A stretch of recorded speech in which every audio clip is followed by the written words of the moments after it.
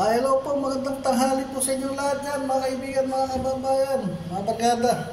Eto na naman po tayo, meron lang po akong gustong tayo pag-usapan.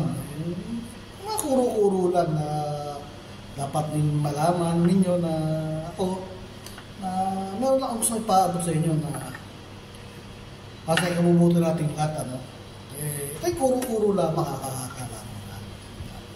Tungkol ito sa Manila, no? Sa Metro Manila. Kasi ako taga Caloocan ako Metro Manila. Yun. Sana madalas ko kasi makita nyo sa YouTube ng mga vlogger na yung mga nagki-clearing. Yung mga nagki-clearing ba? Maganda yun. Ginagawa nila pagki-clearing. Nililinis nila yung bangketa. Tapos yung wala ka sa lugar mo, kukunin yung paninda nyo. Alam nyo mga kaibigan, tungkol sa mga vendor, sundin natin yung gobyerno, yung mga pinapatupad nilang batas, kasi maganda yan napairal talaga nila yung batas. Yung tungkol doon sa gutter, na yung gutter talagang lakaran ng tao yan kahit dito sa ibang bansa. Talagang lakaran yan. Dito sa Dubai, sa Sharjah, yung mga gutter, hindi ka pwedeng maglagay ng anumang bagay na paninda. Maliban lang kung ikukuha mo siya ng permit sa City Hall. Kukuha mo siya ng permit kung pwedeng gawin mong tindahan yan. Yung iba, maliban, kapag malit ang gutter, hindi pwede. Pero pag malawak ang gutter niya, yung sidewalk, yan pwede mo ikuha ng papayagan ka na bigyan ka ng permit. Babayaran mo sa gobyerno dito sa UAE. Diyan naman sa Pilipinas, malilit ang gutter Kaya hindi pwedeng gawin mong sakupin mo yung gutter mismo, yung island. Lalagay mo rin yung mga paninda mo. Hindi maganda kasi lakaran niya ng mga tao yan Alam naman yung mga tao, maglalakad doon sa kalsada, kung masagi ng mga sasakyan yan, hindi na disgrasya pa. Di ba? Kung nasitaman kayo na kasalanan nyo yan Bakit hindi nyo sinusunod ang gobyerno natin? Walang masama kung susunod tayo sa gobyerno natin. Kasi nilalagay nyo tayo para mapabuti tayo, mapaayos tayo. Sa yung mga basura, nanduto na ako. Pero sana naman, yung gobyerno naman natin, mag-isip naman ng paraan kung saan dapat ilalagay yung basura. Kasi dito, yung mga basura dito, malalaki na inaano ng mga dump truck, nakuha, ginagano, sinusundagan ko sa mga automatic. Gumagano yung may mga talagang bakal na ipinapasok sa dalawang hilagan, ginagano yun. Binabaliktad. Sana ganun din sa atin para yung mga tao dyan, may tapunan talaga ng basura. Hindi yung magtatapon-tapon na lang kung saan-saan. Kaya yung mga tao dyan, pati sa imbornar, nagtatapon ng basura Ay kulang dyan sa Metro Manila yung basurahan. Sa buong Metro Manila, kulang talaga yung basurahan. Sa mga ibang tao dyan, yung ilalim naman tulay. Saan ba nakakita? Binabahayan. Ano ba naman kakuya? Kung ano-ano mga kalakal na ilalagay doon. Doon pa nagluluto. Luluto ng sinusunog yung tanso. Di ba naman nagsasaing? Ano ba naman ginagawa ng mga tao? Diyos Mariosep naman yan.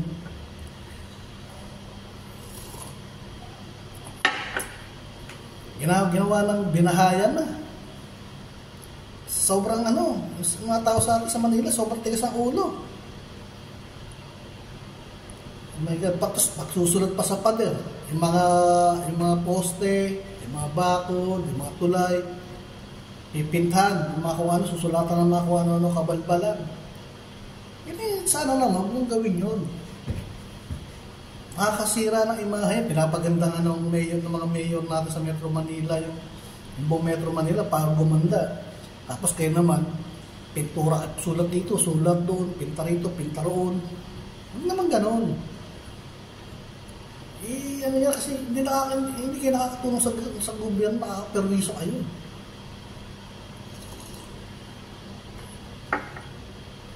Pero pagaganti ng gobyerno, isang bagay. Eto naman yung mga iba, bababuhin. Di ba? Diyan, sa sa Manila. Sa parting Tondo.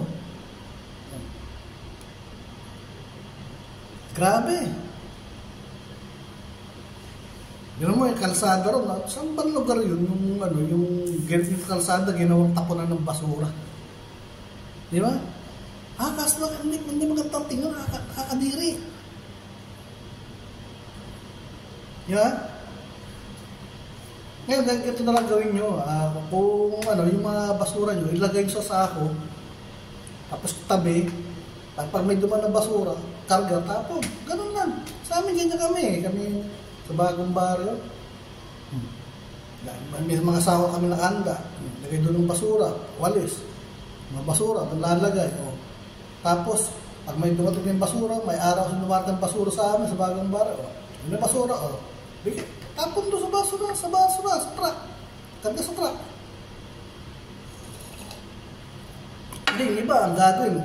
Yung basura nila, dadal sa may kalsada, tatambak, tatapon na. Highway, tapos gagawin yung basurahan. Hindi maganda. Tapos, yung doon sa mga palengke, yung mga illegal vendors, pag sila na may kasalanan, pag nasita ng mga clearing, nagagalit pa. Kung ano ba naman na ginawa sa araw-araw na ginawa ng Diyos, sumunod ka na lang sa gobyerno natin at para mapabuti ka. Huwag natin pairali yung kapigasan ng ulo natin. Hindi tayo asenso dyan. Tayo lang kasi, alam mo, ang isang bansa, pag ito malinis at mabango ang bansa natin at disiplinado mga tao dyan, asahan nyo, dyan unti-unting papasok ka investor. Mag-i-invest yan hanggang sa magkaroon tayo ng maraming trabaho.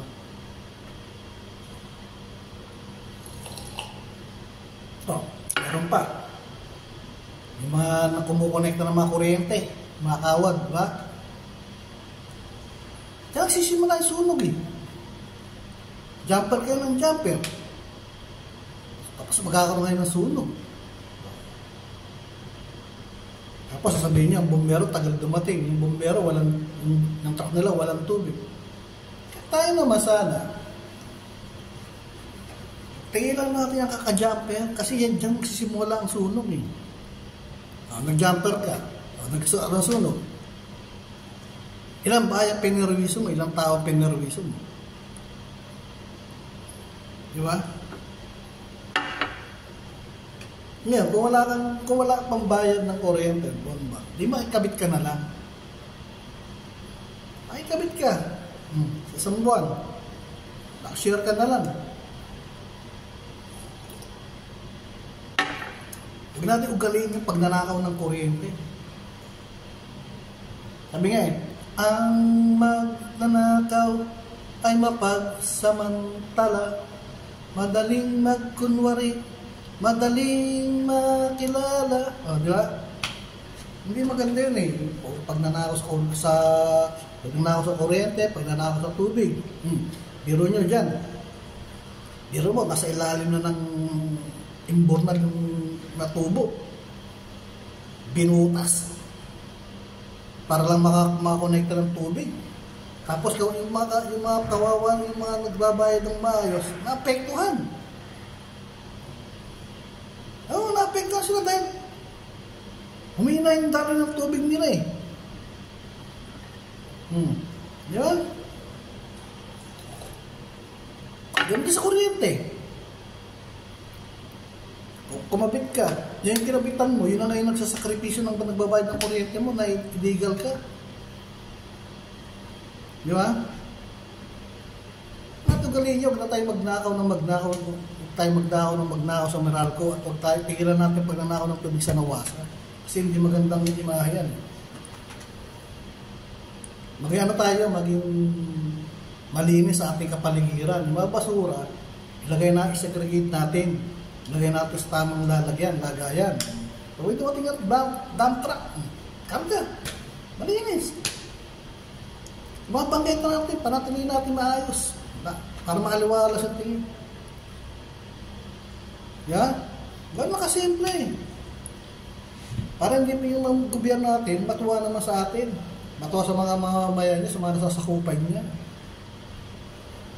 Kaya dyan, pag nagkakato yan, ang Metro Manila, luminis ng dunia. Kasi pinapaganda nila ni Mayor Isko Moreno, pinapaganda niya, inaayos niya lahat yan eh. Nung mawala na matapos ang term ni Isko Moreno, sumunod si Hani Lacuna, si Mayor Hani Lacuna. Bah, maganda. Lalong gumanda Metro Manila. Yung mga gutter, talagang nililinis talaga niya. Kaya naman, yung mga vendor naman, makinig naman kay Mayor Hani Lacuna na huwag nung yung gutter kasi para sa taong bayan yan, lakaran yan. Diyan maglalakad yung mga buntis, mga estudyante, mga tanda, mga bata. Kung maglakad sa kalsada, sagi ng jeep yan.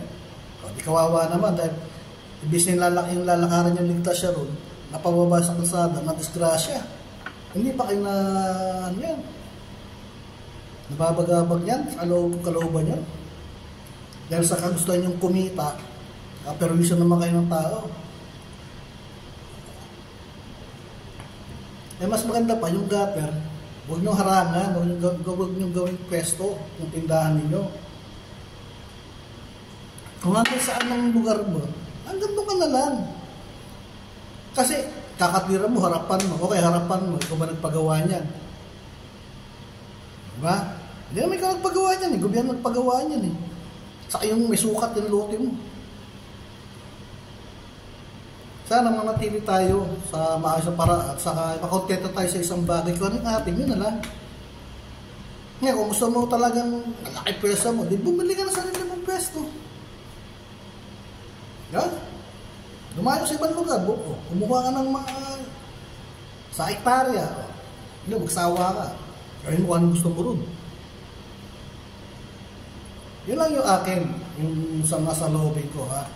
Ito, ano na naman, hindi naman ako nangangarap, kaya lang, nakikita ko kasi doon sa ibang vlogger na mga nagki-clearing lagi, mga pag-clearing ng mga kababayan natin.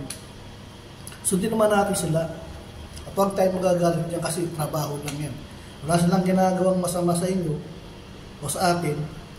At ang gustuhan lang ng mayor, pampabuti ang Metro Manila. Yun lang po.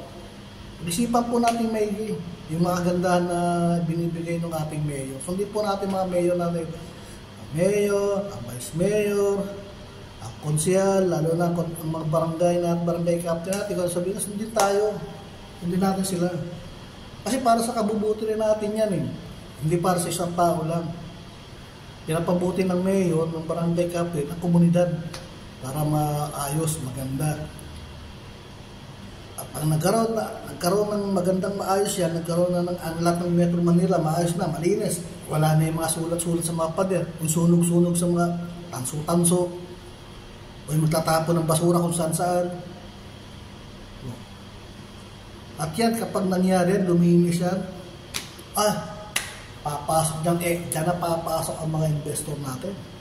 Mag-uunahan na, magtatayo ng mga kawan ng manonood. Hindi makakatulong pa ka, ang dami mo trabaho mabibigyan yan. Hindi po ba?